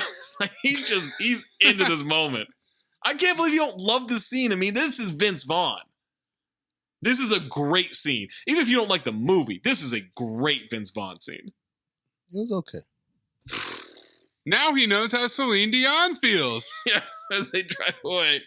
She's mad at him for throwing her down. He says he brought the whole thing home. She wants to know how he's going to be there for her. If they're on a plane and she passes out, wants to know that he'll put her mask on before he puts his on. He says, I wouldn't, and the FAA wouldn't want me to either. Do you listen to the stewardesses? Put yours on first before helping out others. They pull up to his mom's house, and she says that they're not connecting. He's not present. She wants to do something together today. He says that she's taking it out on him for her problems with her family. We find out that Brad lived with her, with his mom after the divorce, breastfed until he was 5. She says the word tits, and it bothers him. And that's when Daryl comes in, who you may remember as Sue from Swingers. Yeah, Patrick Van Horn. Oh, no way! That's him, Amin. Oh, wow. Yeah. He's acting like a stepdad to Brad. He calls Reese young lady, Yeah. and then he aggressively pats Vince's legs, calls him big guy, and offers to pay for his gas money. Look, Brad, I'm not trying to be your father. You already got one of those. I'm just hoping for a chance to be your friend. You were my friend, Daryl. You were my best friend. We grew up together. We rode bikes together. We used to smell each other's hands. But now you're sleeping with my mom, and it's a little bit weird for me. Can you appreciate that? I never had a sexual thought about your mom until I was 30. Can you leave it alone? You can't be my friend anymore. You can't be sleeping with my mom and still be my friend, okay? I'm thirsty. Is anybody else thirsty? Okay, what can I get you to drink? Okay. Look, your mother is a very sexual being, Brad. She's a very what? She's a great lover, and she's a You great say that mom. again, and I'm going to bust your mouth open. Now they're going to play board games that Reese sent them. Denver's there. He's eating wings. He is murdering those wings. He stares at Brad when he eats them. It's fantastic. He's just staring at him. They're going to play Taboo. Kate explains the rules. Mom and Daryl will go first. Brad will buzz. Oh, I love Taboo. Taboo It's a might be great my game. my favorite, other than Monopoly, which no one ever wants to play. Taboo is my favorite board game, and I am just like John Favreau and Katie Mixon. By yourself? What are you talking? Like, it's about the chemistry with another I person. know. Right. I can manufacture that chemistry with almost anyone. You're a regional manager at a chemistry factory. You want to try doing that on this podcast sometime? That one hurt. This is a swingers reunion 12 years later. So she mentions France and gets buzzed. They get Lieber right. Next one is something he dripped on her. It ends up being syrup. He says, way sticky, dude. Do not recommend it. Have you guys ever used foodstuffs in the bedroom? Yes. Really? What did you use? There was like whipped cream or chocolate sauce, some shit like that. Maize? I keep a sandwich in a bedside drawer like George Costanza. I mean, that is nice. I'm not into it. I don't like it. I just want to focus on the fucking. It was something where I did it, and I'm all right. We need to bring that back, by the way. Regular sex usually works pretty good for me, so. It doesn't for me, but it's hard to What? like. It's too hard to like keep track of the whipped cream and the chocolate sauce, and then too count hard? down. Yeah, and count down from 300 at the same time. That's too much multitasking. To me, it's just a mess, man. It's not an easy mess to come out. Like, I make my chocolate own sauce is messes. just- yeah, like I like mine au natural, but it's just like syrup and chocolate sauce, whipped cream. It's all sticky afterwards, man. Why Like, you need the it's rubber ev- sheets on the waterbed. Rubber Get that sheets. All right, Katie and Denver go next. Are you gonna your actually mark, eat get while you set. play that? Just flip the tube. Excuse me? Flip the tube.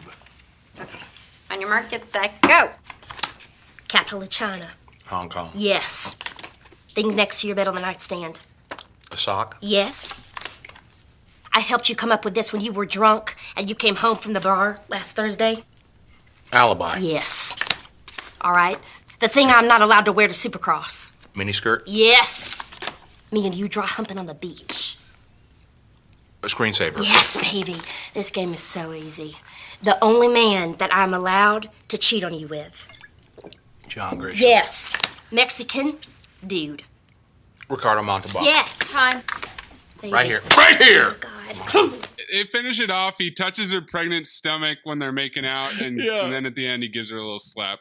And I like that the last one they get, she says Mexican dude. He says Ricardo Montalban. Now it's Brad and Kate's turn. Kate's giving clues. Brad doesn't connect with her. My God. Mom buzzes him a bunch as he's trying to explain. Her clues are they're fucking terrible. awful. They're terrible, yeah. This is exactly like the breakup Pictionary game. Oh, no, it's not. Because he's so much more reserved and like patient with her here. And he's more like upset with his mom who keeps buzzing when he says the taboo word, even though he's not the one with the card. Right. It's not the same. She asks what the attitude is. He said he doesn't have an attitude, but he explains that he's shutting down because of what happened. Shish, shish, shish, shish. The brand word is shish, not shush. They're driving away now, and it's awkward in the car. She wants to talk. He says he doesn't want her to apologize, but he does forgive her for the game. She says she took a pregnancy test today. He asked if she pulled the goalie. It was a negative test. He says to lead with that instead of making him take laps around the anxiety pool. She doesn't like his reaction. She's talking about not wanting those boundaries they set for themselves. It's okay if they get married or have kids someday. She just wants to know that the relationship can go somewhere else if it happens naturally. He says he'd like the relationship to go to Fiji. He doesn't want to have a convo about this because he doesn't want those things. He pulls up to her dad's house. She doesn't want him to come in. She says she doesn't want to pretend there's something they're not. She can't do this anymore, and he drives off. John Voight's her dad. Her niece is very excited to see her. Everyone's getting along. Her niece is named Cassie, and in the subtitles, I saw that it was spelled Kasi. What? What the fuck? I don't like that. All right, now everyone's getting along. Courtney comes over and asks where Brad is. Kate is amazed that mom and dad are behaving. It's nice for everyone. Courtney says she should try online dating. She's trying to be supportive instead of sniping at her this time. Her neighbor Susan found an unemployed husband that way. Yeah, he doesn't have a job yet, but they're working on it. Her dad calls her and Brad out for lying about the travel plan. Says he has experience bending the truth to avoid family, but wishes he had that time back. What a cop-out. It's like that fourth one is like we ran out of slapstick bullshit to run people through, so let's just make John Voight a regular dude, which makes it so all the more awkward. Why doesn't she see her dad on Christmas? Motherfucker seems pretty cool, well-adjusted, and by the way, fucking rich. But Amin, she hasn't been around in a while, and this is all something that is a new development in the last couple of years after Cassie or Trubella Pinsey. No, the new development is her mom and her dad are civil around one another. Right, and so maybe that showed some growth from him during this time when she hasn't been around. See? Gotta pay attention to me. And everybody's rich except for Robert Duvall. Everybody's getting along at dinner. Brad drove back to his dad's house and, what the hell do you want? Forgot your tampons? He just came by to see him. Dad's upset, explains what happened with him and Kate, and that he said no when she wanted more. Now everyone's at their respective homes. They're sad about the events. Then Kate is drinking wine, and the doorbell rings. Brad says if you get one kid, you might as well get two because they're like dogs. You don't want to feel guilty leaving them by themselves. He weighs public versus private school decisions. He wants to go to Fiji with her, but does feel comfortable having the conversation. They've made up, not making any decisions, but they're talking about them. The kids love you. They're tax shelters. They do yard work. He says, yeah, we're not talking about slave labor. We're just teaching them discipline. And they're going to be taken care of in their old age with kids. 1 year later, Kate had a baby. He's blown away by the birthing process. He felt like an air traffic controller. It's a New Year's baby. They didn't tell their family about the pregnancy or the birth. But here comes the local news live. They have the first baby of the new year. They're on camera. Brad freezes again. The kid throws up again. He freaks out. Roll credits. Lovely callback there with the TV reporter. Yeah. Great bit. Funny enough, apparently Vince and Reese did not get along during the filming of this movie. No shit. They hated each other during filming, though nobody knows why. During production, a number of stories leaked to the press about the tension on the set. The Daily News quoted spies who gossiped about how the stars' personalities clash. Vince rolls onto set in the morning looking like he just came in from a night out, while Reese will arrive early, looking camera ready.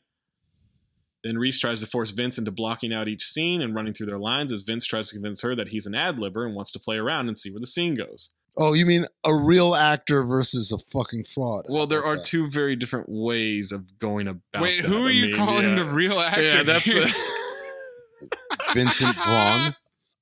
It got so bad that Reese refused to film a steamy sex scene with Vaughn. Nobody wants a steamy scene with you. I mean, I don't know that people want a steamy scene with him either. I mean, this is a weird. Oh, erroneous. Erroneous. Erroneous on all counts. During the filming of the dinner sequence, Reese was hit in the face with a ceramic plate, required 5 stitches, which delayed the shoot for 3 days. Good. Did they just cut the entire sequence of plates flying around? Yeah, it must have. So what's interesting is this probably movie cried was about it. filmed. Oh, This I movie don't was wanna. filmed during the production or during the 2007-2008 Writers Guild of America strike. So It no shows. changes could be made to the script during filming. So there's a lot of ad-libbing because they were not allowed to rewrite. Yeah, really mind-blowing trivia that many of this film's scenes were improvised with Vince Vaughn. With Vince Vaughn, yeah, that is different. Vince Vaughn and Jon Favreau improvised. It's crazy. 2 country western singers, 4 Oscar winners as the parents. The house that Robert Duvall lived in was built from scratch for some reason, and the crew was not aware, so they were surprised when they went in and it was empty. The director was very proud of this. In order to develop the characters and give each of them an identity, Seth Gordon drew up detailed timelines of their lives. Thanks, Seth. And he was hired at Vince Vaughn's insistence because Vince Vaughn was a fan of The King of Kong, A Fistful of Quarters documentary. It's your fault. We have a Tony medley. Tony! Who are the dumbest, most incompetent people in the world? If you guess the political media, you are almost right. Close, but no cigar. Without question, the answer to my question is those who make movie trailers. I had to sit through 5 trailers this morning before I saw the feature. I went because I needed a review, and 4 Christmases was the shortest. Having seen the trailer, nothing rational could have dragged me within 2 miles of what looked like one of the biggest turkeys of the year. But to get back to the 5 trailers I had to endure, I remember 3 of them. Yes Man with Jim Carrey, Marley and Me with Jennifer Aniston and Owen Wilson, and Nothing Like the Holidays with the B-list cast. What all new trailers do now is show, with very quick cuts, the entire story and all the gags someone thinks are funny. So my question is, why see the movie? Give me trailers that say, Gable's back and Garson's got him. That's all I need to know. I'm going. But when you see everything, why would you want to see the movie, especially when you see all the gags? Even if they were funny, which they weren't in any of these, they won't be when I see the movie. Once you've seen the gag, there's no surprise and it loses most of the humor. After seeing the film, I'm convinced that 4 Christmases has one of the worst trailers I've ever seen.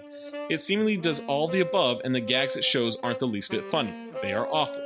So I wasn't looking forward to this. Short as the running time is. The storyline is that Brad, Vince Vaughn, and Kate, Reese Witherspoon, are living together without the benefit of marriage. Their flight for their Christmas vacation is canceled, so they're trapped having to visit both their parents, both of whom are divorced, for the holiday, all in one day. The trailer showed them visiting Brad's father, Howard, Robert Duvall, and those scenes in the trailer look ludicrous, to give them the best of it. In the actual film, however, seen in context, the scenes are a lot more entertaining than they appear in the trailer. Vaughn and Witherspoon both give exceptional performances considering the rather loopy premise. There are multiple screenwriting credits. The story credit is given to Matt Allen and Caleb Wilson. They also have a screenwriting credit, but so do John Lucas and Scott Moore. So Allen and Wilson's script was probably dumped and or extensively rewritten by Lucas and Moore. Whatever happened, director Seth Gordon made a pretty good story out of it until the end. Short as it is, it would have been better if it had ended 7 minutes sooner, because I really didn't like the ending. There's one huge factual gaffe in the film that I can't let go unmentioned. Kate's mother, Marilyn, Mary Steenburgen, is dating a Christian preacher, Pastor Phil, Dwight Yoakam. They all go to a nativity play put on by Pastor Phil, but while the good pastor is introducing the play, he refers to it as the story of the Immaculate Conception. Obviously, neither Pastor Phil nor writers Allen, Wilson, Lucas, and Moore, nor director Gordon, nor any of the actors or anybody else connected with these scenes knows anything about Christian theology. The Immaculate Conception has nothing to do with the virgin birth. The Immaculate Conception refers to the belief that the Virgin Mary was herself conceived without the stain of original sin. Despite that abysmal display of ignorance, don't be put off by the horrible trailer. This is an entertaining movie.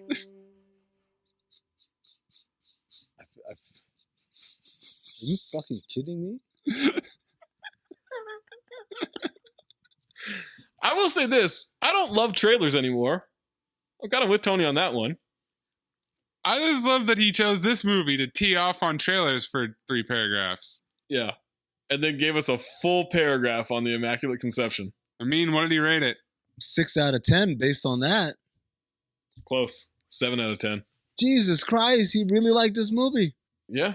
He also really likes Jesus Christ. He does, man. Turns out he's a Christian. Who knew? All right, golden dumpsters. Well, I mainly eat out of a dumpster. I should try that. I need some new dresses. Don't. Or if you do, stay away from the one at Ocean and Wilshire. That's mine. Seriously. Stay out of it. Golden dumpster nominees: Jon Favreau for humping Vince Vaughn's face the same year that Iron Man came out. Denver and Dallas beating the shit out of Orlando just like it's an NBA Tuesday night. Dude cockfighters, Google me, bitch. Grandma checking the belt and saying genuine leather. Vince acting his ass off as Joseph.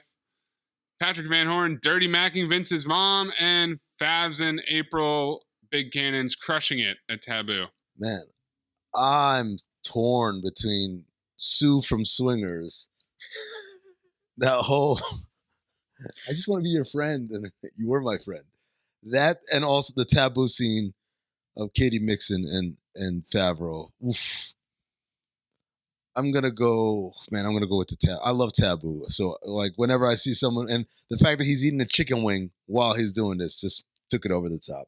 I'm going with Favreau and Mixon. Mace? I am really tempted to just give it to Favreau, period, in this movie, but I will go along with the mean and do the Taboo scene. I'm going to go the Joseph and Virgin Mary scene.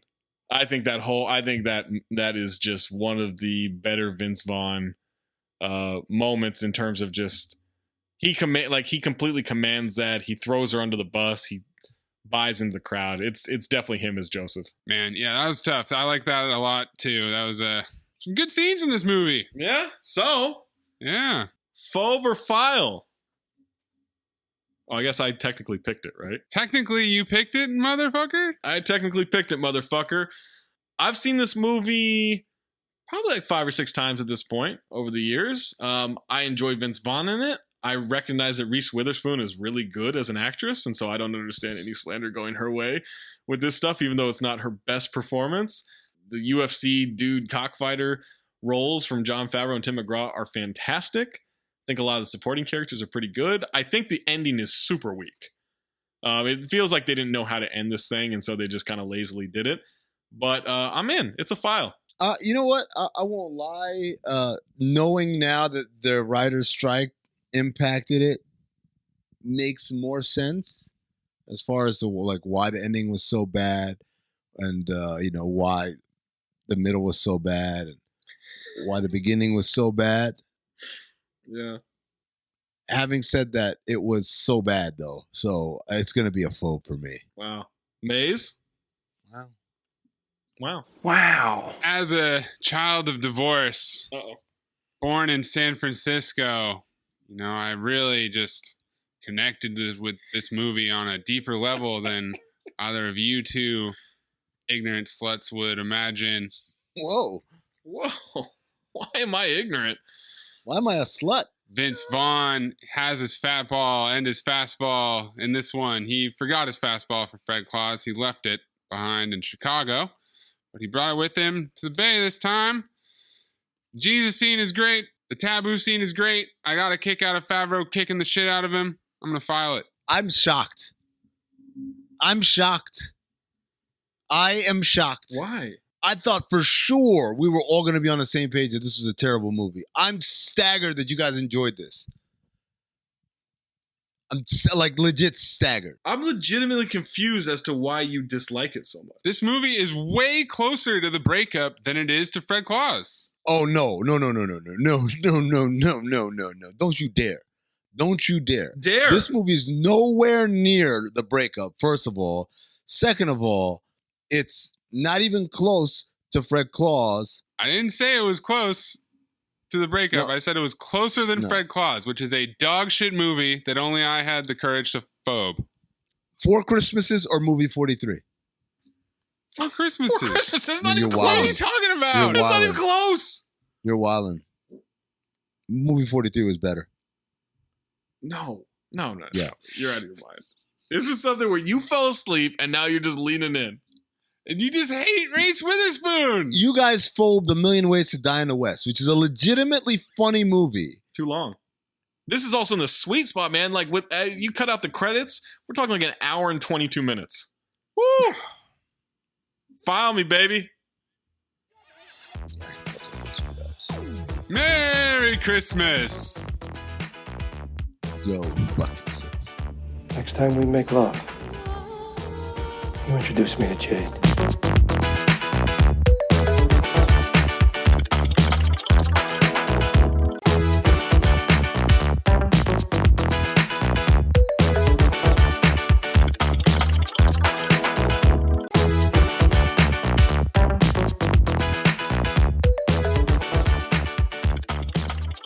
Did I cut out? Hello, hello, hello?